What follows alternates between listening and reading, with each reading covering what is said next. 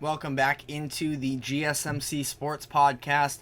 Headed into our next segment here, want to talk about the New York Yankees and the comments that chairman, owner Hal Steinbrenner made on the current situation with the Yankees and their payroll. Obviously, one of the most expensive teams in the MLB, as they pretty much always are when you are the New York Yankees. But he spoke to the media the other day and gave a very interesting quote where he said, "I'm going to be honest, payrolls at the levels we're at right now are simply not sustainable for us financially. It wouldn't be sustainable for the vast majority of ownership groups given the luxury tax we have to pay."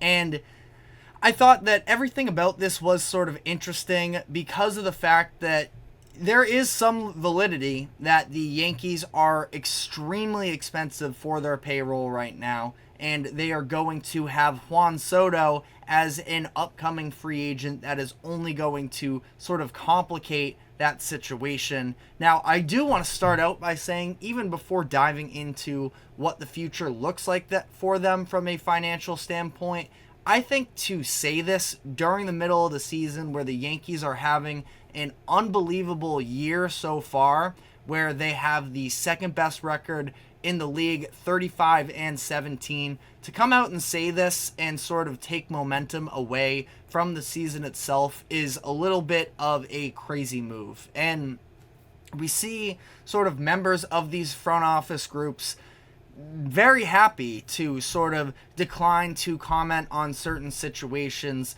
So at this time when morale is so high for the Yankees, to come out and put a little bit of a damper on it, and especially there's a little bit of an arrogance to it in my eyes, considering you are the Yankees. You have all of these resources that it is definitely, easily, you can definitely criticize Steinbrenner for kind of underestimating what the Yankees are, and again, sort of just doing a bad job of understanding what the moment is. And this is a very exciting time for Yankees fans, especially coming off of last year, which was definitely viewed as a disappointment.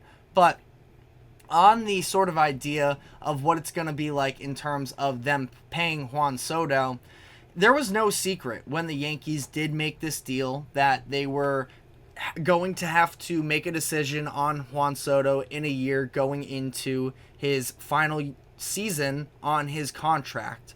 If you are going to make that move, you know that you're going to have to eventually pay him.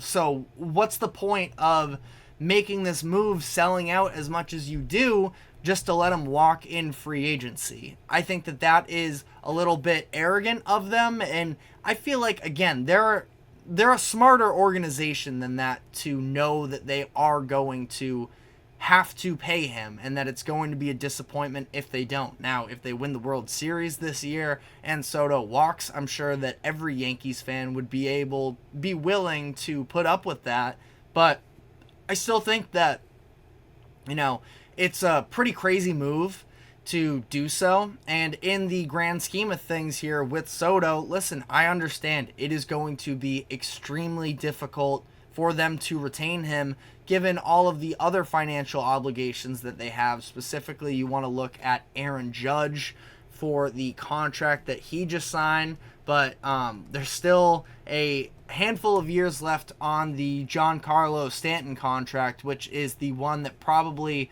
haunts Yankee fans the most in terms of sort of dishing out all of these assets, where they still have him under contract for through 2027, and then finally a club option in 28.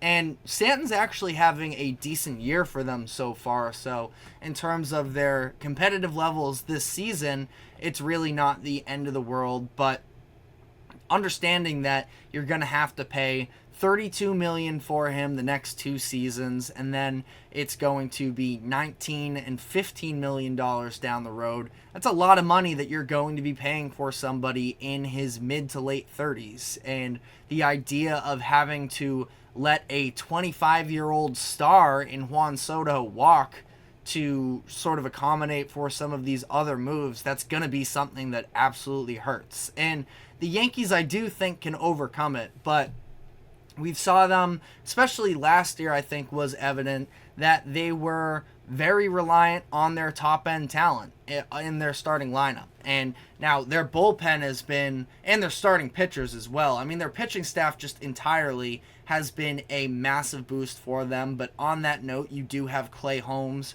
who I guess I didn't even fully know the extent of Yankees fans calling him Cardiac Clay until this season. But he's been really good for the most part. I know he just blew the save the other day against Seattle, but there are a handful of other free agents approaching in the offseason. Alex Verdugo, Gleyber Torres, who Torres, as I mentioned, has been one of those top-end guys for them that's been able to help produce. So it's going to be really interesting to see. And Juan Soto, he is heading into an offseason. Like I mentioned, he is just 25 years old. And from the Players Union, he's probably going to be expected from his peers to take a really big contract and help reset the market for MLB players.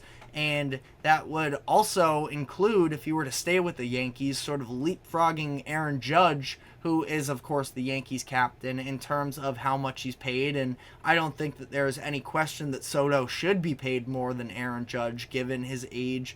But, again, just becomes a very, interesting situation here for the Yankees. Now, there are different things, and I'm going to have to dive more into it as the offseason sort of comes closer. Yankees fans right now, at the end of the day, like I mentioned, none of this necessarily matters from a big picture standpoint as long as the Yankees continue to compete here and potentially win a World Series, where that would be far more forgivable to sort of put up with whatever Steinbrenner has to say about the sustainability. And again, sounds super arrogant, but if the Yankees were to cut back on payroll, I just think it's a really bad look for them. Now, if they were to come to the offseason and then start to cut down just a little bit, I think that's far more forgivable than coming out in the middle of the season and making this type of a declaration.